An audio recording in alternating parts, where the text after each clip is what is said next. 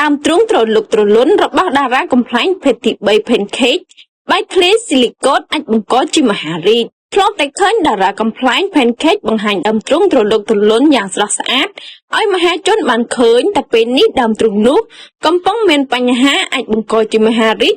ក្រោយពីនាងមិនយកចិត្តទុកដាក់ថែទាំសុខភាពតារាកំ pl ែងភេទទី3 Pancake កំពុងមានការព្រួយបារម្ភជាខ្លាំងបន្ទាប់ពីទៅពិនិត្យរោគវិនិច្ឆ័យនៅមន្ទីរពេទ្យមួយដោយបានប្រាប់ថានាងបែកធ្លាយស៊ីលីកូតដើមទ្រូង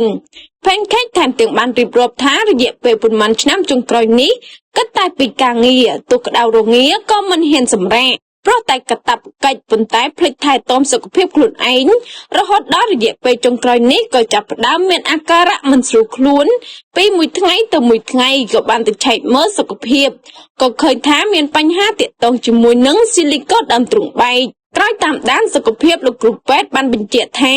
បើទុកបន្តស៊ីលីកូតនៅក្នុងខ្លួនទៀតអាចនឹងមានបញ្ហារលាកកាន់តែខ្លាំងនិងឈានដល់មហារីកជាដើមក្រោយពីឃើញ Pancake បង្ហាញការព្រួយបារម្ភបែបនេះធ្វើឲ្យអ្នកគាំទ្រជាច្រើនបានផ្ញើសារជូនពរនាង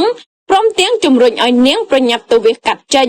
ដើម្បីកុំឲ្យហួសពេល Pancake ក៏កំពុងព្យាបាលនិងត្រៀមឲ្យគ្រូពេទ្យវះកាត់ក្នុងពេលឆាប់ៗខាងមុខក៏រំលឹកផងដែរថាតារាកំ pl ែង Pancake បានធ្វើការវះកាត់កែសម្ផស្សរាប់មិនអស់នាងព្រមទាំងបានកែភេទជាមនុស្សស្រីពេញលក្ខណៈផងដែរ Pancake ព្រមទាំងបានបញ្ជាក់ប្រាប់ផងដែរថា